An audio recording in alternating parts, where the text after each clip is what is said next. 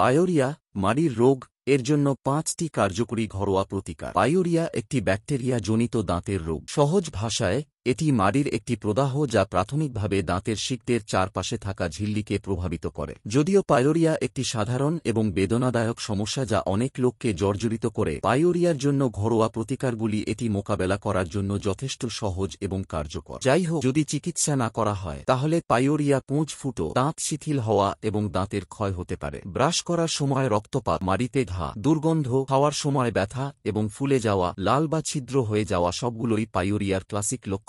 এখানে পায়োরিয়ার লক্ষণগুলির একটি তালিকা রয়েছে। মাড়ির প্রদাহ। আপনার মাড়ি লাল, ফোলা এবং কোমল হতে পারে। ব্রাশ এবং ফ্লস করার সময় তারা সহজেই রক্তপাত হতে পারে। পিছিয়ে যাওয়া মাড়ি। মাড়ির রেখা দাঁত থেকে দূরে সরে যেতে পারে, শিকড় উন্মুক্ত করে এবং দাঁত স্থানান্তর ও গহ্বরের ঝুঁকি বাড়ায়। ক্রমাগত দুর্গন্ধ। সংক্রামিত মাড়ির পকেটে ব্যাকটেরিয়ার উপস্থিতির কারণে এটি সাধারণ। পুঁজ গঠন। যদি সংক্রমণ গুরুতর হয় বা চিকিৎসা না করা হয় তবে দাঁত এবং মাড়ির মধ্যে পুঁজ তৈরি হতে পারে। আলগা দাঁত। সমর্থনকারী হাড় এবং টিস্যু দুর্বল হয়ে যাওয়া দাঁত আলগা হতে পারে। ব্যথা, বিশেষ করে চিবানোর সময় মাড়িতে অস্বস্তি বা ব্যথা। সংবেদনশীলতা। গরম বা ঠান্ডা খাবার বা পানীয়ের সংস্পর্শে এলে আপনি দাঁত ও মাড়ির সংবেদনশীলতা অনুভব করতে পারেন।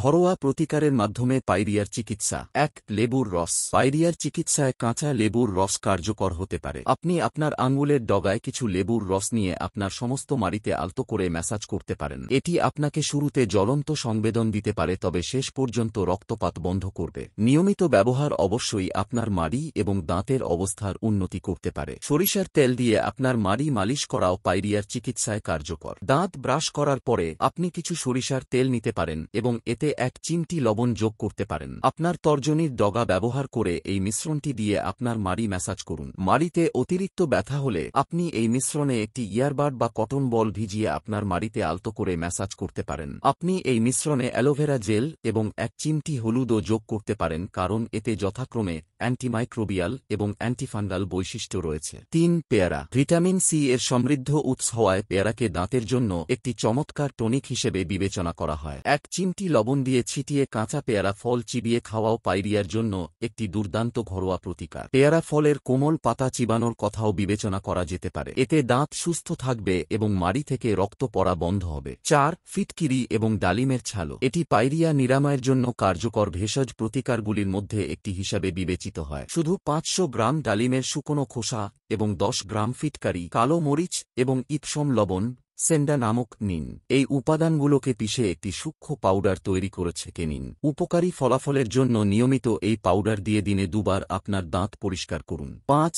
গাজর এবং পালং শাক। গাজর এবং পালং শাক মুখের স্বাস্থ্যের জন্য দুর্দান্ত। আপনি গাজর এবং পালং শাকের একটি স্যুপ তৈরি করতে পারেন এবং এটি আপনার ডায়েটের অংশ হিসাবে খেতে পারেন। বিকল্পভাবে আপনি সমান পরিমাণে গাজর এবং পালং শাকের রস মিশিয়ে এবং সেরা ফলাফলের জন্য প্রতিদিন এই মিশ্রণটি পান করার কথা বিবেচনা করতে পারেন। যদি ভিডিওটি ভালো লেগে থাকে অবশ্যই লাইক কমেন্টস করবেন। আমরা হোমিওপ্যাথি ওষুধ দিয়ে পায়োরিয়া সমস্যা কন্ট্রোল করে রাখি। হোমিওপ্যাথি ওষুধ পায়োরিয়া দূর করতে সাহায্য করে। নমস্কার, ভালো থাকবেন।